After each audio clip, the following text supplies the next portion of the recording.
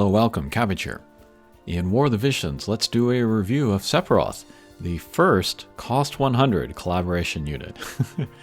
I pulled him on a single free ticket this morning, which I take as a sign from the universe that I should build him, especially with that lower pull rate. That was pretty special to pull him. I rag on Final Fantasy VII a lot, and it deserves it, but the remake is really impressive. I've watched playthroughs in both English and Japanese, and so far they are doing Sephiroth like how I was hoping, which is just a scary, monomaniacal killing machine. I don't know how other people feel about this, but I don't want to see them make him sympathetic. I don't want flashbacks to like his childhood. I don't want him to have like a sudden flash of regret and beg for forgiveness. They do that so often these days. But I'd be interested to hear what they would like to see for Sephiroth in future installments of a remake. But I think to like Game of Thrones, that series, and then Cersei in particular, she was so much better in the books because there she was just ruthless and unhinged and paranoid. In the TV show, they worked really hard to make that character sympathetic, and I feel like they really took the fire out of the character. I hope they don't do that for Sephiroth also. I feel like the best Final Fantasy villain is Kefka because he has a charisma, but he is also legitimately despicable and scary. Like Garland and Golbez and X-Death, they're all kind of like cartoony bad guys. They're still fun in their throwback way. But Kefka, that's a bad guy for adults. I think my biggest issue with Sephiroth is he's too cool. One interesting thing is the way that his relationship with Cloud has been handled over the years. In the original game, I feel like they don't really have a lot between them.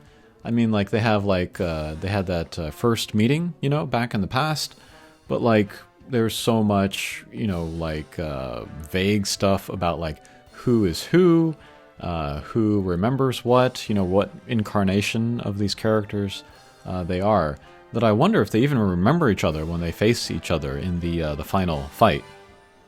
But like in the minds of the fans, you know, there was more between them. There was like a very personal rivalry, and I feel like every release related to the property since then has played that up to cater to the vision that fans have. It's almost like retconning it, to the point where we are in a remake where from almost scene 1, Cloud is having visions of and speaking to Sephiroth. It's fascinating to watch Final Fantasy VII like in a meta way. I'm no purist when it comes to the original Final Fantasy VII. You know that I have a lot of problems with that game, so I'm happy to see them kind of blow it up in this remake. And talking about it like this kind of makes me want to go back and watch more playthroughs. The remake really is done well. Alright, but anyway, enough jibber jabber, let's do a review of Sephiroth.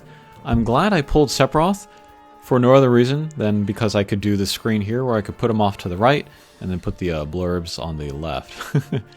But in all seriousness, I did want him because he is a Dark Slash unit. Some people might complain about there being too many of those, but I'm really happy about it because that means I already have many of the tools and teammates for him. I'll talk about it later, but like I already have like the best Espers and Vision cards for him. Whereas I might not have that for Yuffie, for example.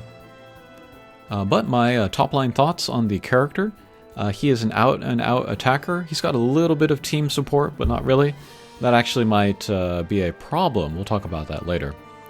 And then he has lots of AoEs, but kind of medium range, not long range. And then if you level him up enough, he will have 2 varieties of 100% hit, which is pretty darn strong, and maybe a good counter to light evade teams. And then he has surprisingly high HP and resistances.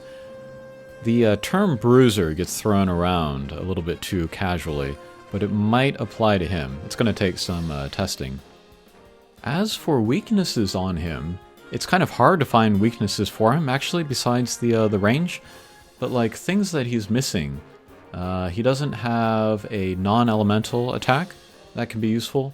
He doesn't have a follow-up attack like Arstoria or Lightning. he doesn't have any way to give himself re-raise or guts.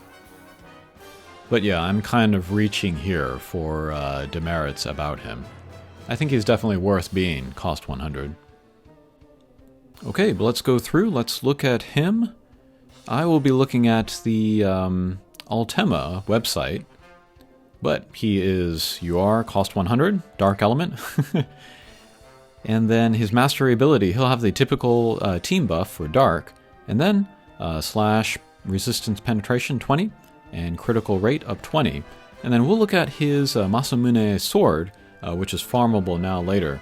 But that will give him even more critical rate up, so he'll get a lot of critical hits. And then sub-jobs for him are Soldier and Pugilist, which is kind of cool. I think Pugilist, for the most part, is just going to be useful for when Slash is not going to work. Soldier might be interesting as a sub-job because it might help with his range a little bit. We'll talk about that later too. Alright, first let's talk about his resistances.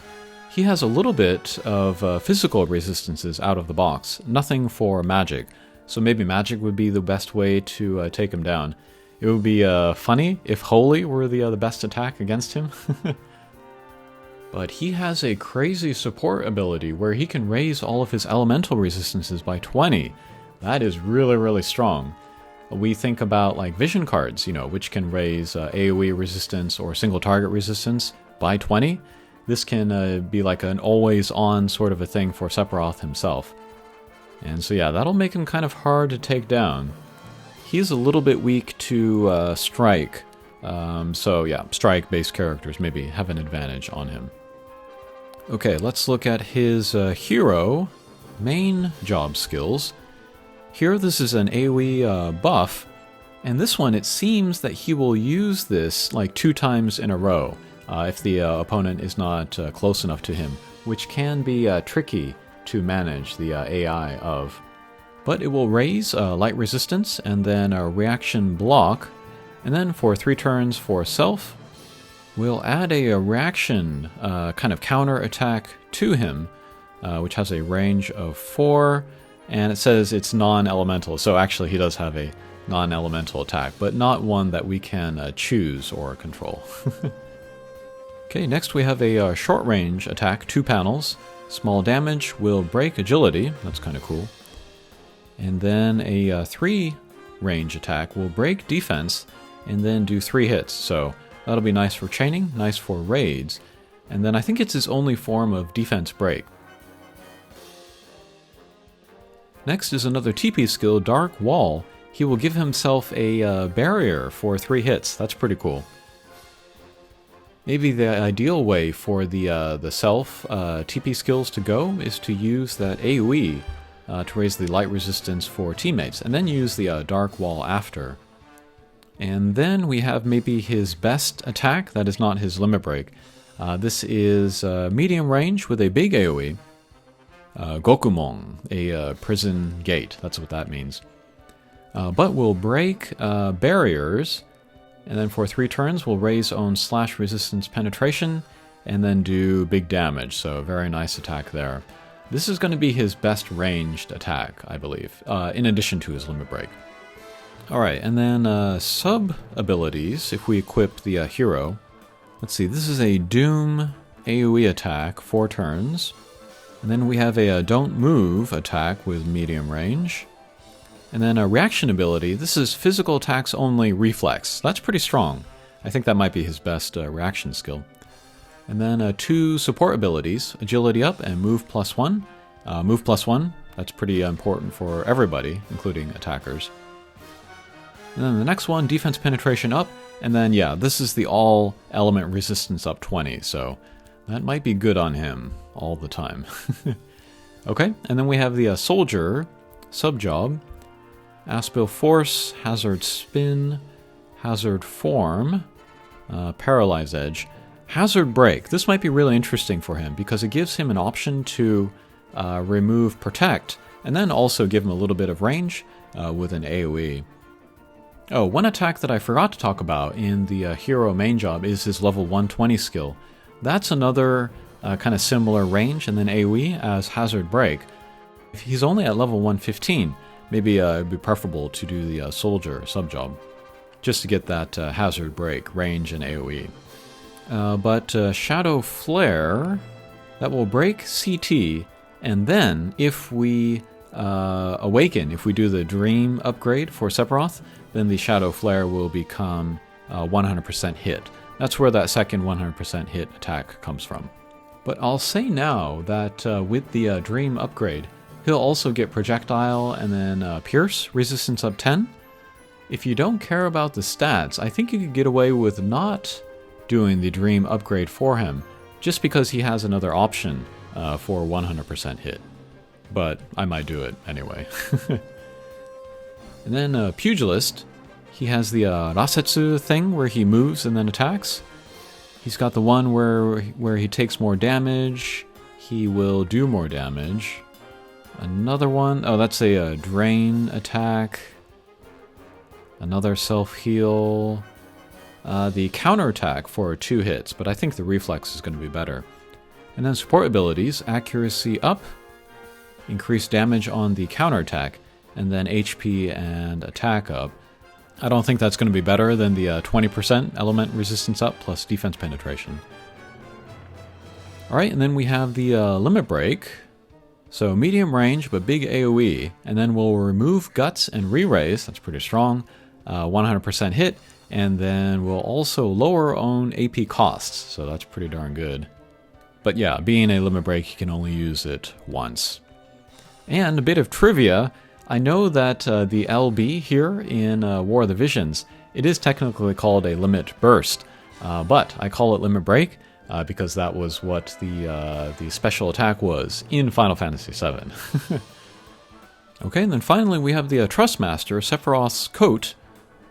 Let's see, a little bit of HP, some defense, that's pretty good. Some critical evade, and then it has an AoE buff, which will raise attack 30%, and then defense penetration up 20%. And I think that's pretty good.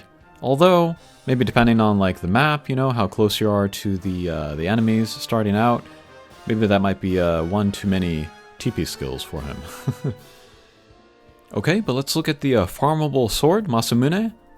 Let's see, there's an attack type, which raises attack 180.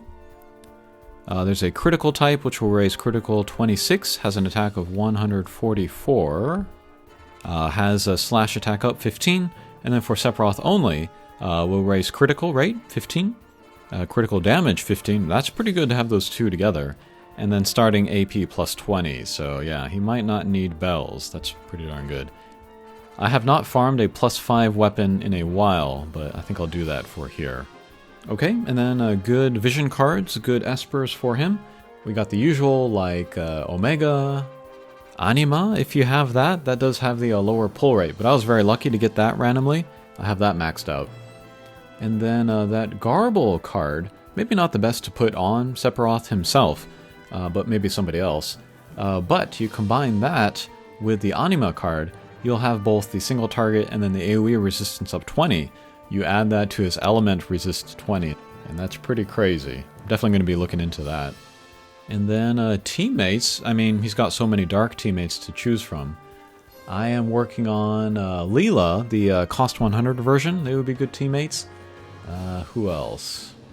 Dark Fina, I skipped her because I'm more of a fan of regular Fina. I'm kind of interested in pairing him with Demude for the quick. It also might be interesting to put Aerith on the team for the quick.